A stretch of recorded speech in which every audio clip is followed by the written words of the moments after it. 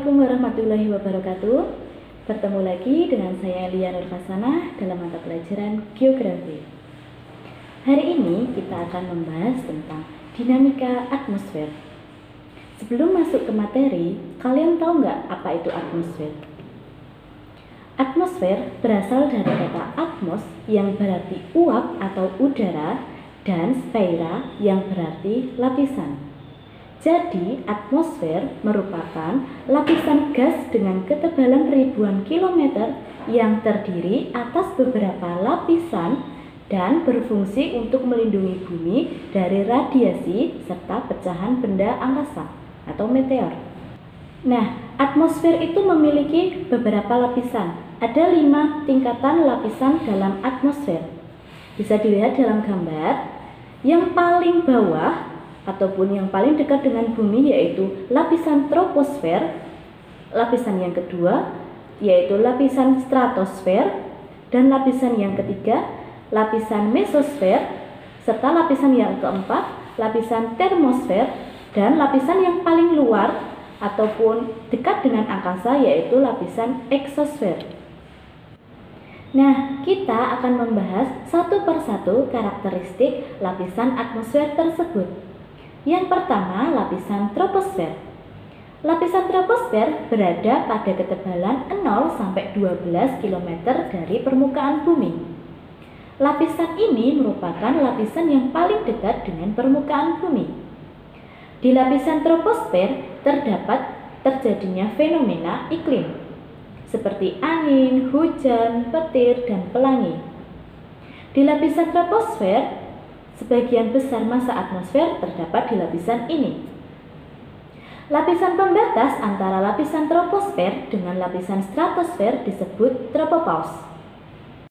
Oke, kita akan membahas lapisan yang kedua. Lapisan yang kedua yaitu lapisan stratosfer. Lapisan stratosfer berada pada ketebalan 12 sampai 60 km dari permukaan bumi. Lapisan ini bersuhu dingin dan hanya ditempati oleh lapisan ozon. Apa itu ozon? Lapisan ozon berfungsi sebagai pelindung dari gelombang radiasi ultraviolet yang sangat membahayakan jika terkena kulit manusia. Lapisan peralihan antara stratosfer dan mesosfer disebut stratopause. Kita masuk lapisan yang ketiga, yaitu lapisan mesosfer. Lapisan mesosfer berada pada ketebalan 60 sampai 80 km dari permukaan bumi. Mesosfer berfungsi sebagai lapisan pelindung bumi dari jatuhnya meteor. Semakin ke atas, suhu udara pada lapisan ini akan semakin rendah. Nah, lapisan peralihan antara mesosfer dengan stratosfer disebut mesopause. Oke, yang keempat yaitu lapisan termosfer. Lapisan termosfer berada pada ketebalan 80 sampai 100 km dari permukaan bumi.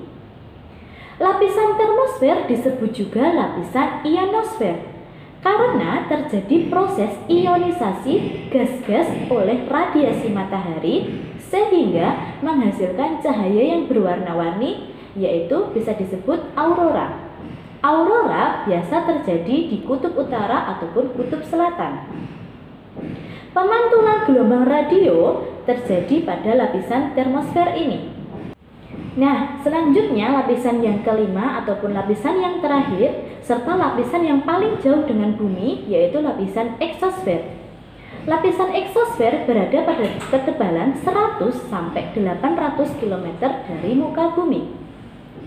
Lapisan eksosfer merupakan lapisan atmosfer yang paling luar atau terjauh dari bumi. Di lapisan eksosfer ini tempat terjadinya gerakan atom-atom yang tidak teratur. Pada lapisan eksosfer, pengaruh gaya berat serta gravitasi bumi pada lapisan ini sangat kecil. Selanjutnya kita akan membahas sifat-sifat fisik atmosfer. Yang pertama, terdiri atas unsur gas, debu, dan uap air. Yang kedua, atmosfer itu tidak berwarna, tidak berwujud, tidak berbau, dan bisa dirasakan dalam bentuk angin. Atmosfer dapat menyebabkan tekanan karena memiliki berat ataupun massa. Dapat mengembang dan menyusut karena memiliki sifat dinamis. Dan yang terakhir, terdiri dari lapisan-lapisan udara yang memiliki karakteristik dan manfaatnya masing-masing. Selanjutnya, kita akan membahas tentang manfaat atmosfer. Atmosfer sangat memiliki banyak manfaat bagi bumi. Yang pertama, melindungi bumi dari sinar radiasi ultraviolet. Yang kedua, melindungi bumi dari jatuhnya benda-benda angkasa yang akan memasuki bumi. Manfaat yang ketiga, untuk kepentingan penelitian di bidang meteorologi dan klimatologi, khususnya perakiraan cuaca baik jangka panjang maupun jangka pendek. Yang keempat, memantulkan gelombang radio untuk alat-alat komunikasi di permukaan bumi, serta mengatur suhu udara di permukaan bumi. Baik, sekian dulu untuk materi kali ini, yaitu materi tentang dinamika atmosfer. Semoga anak-anak dapat memahaminya dengan mudah.